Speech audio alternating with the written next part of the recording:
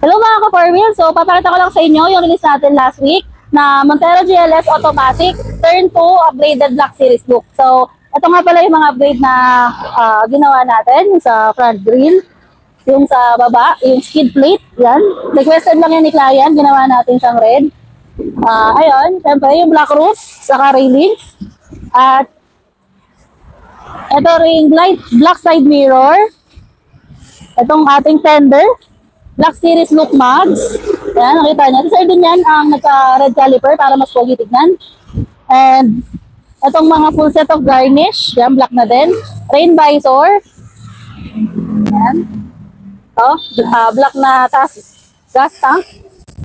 Ito pa rin yung full na set ng garnish kasama. Pati spoiler po. Tingnan naman natin yung sa loob. So, ayan guys. Mayroon na rin siyang side step seal, type D deep dish matting.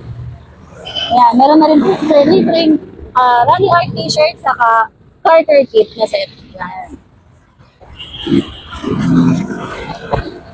So yun lang guys. So kung gusto na rin mag-avail ng Black Series look or kumuha ng Montero Sports GLS manual transmission automatic, pwede po itong gawin sa inyong previous to.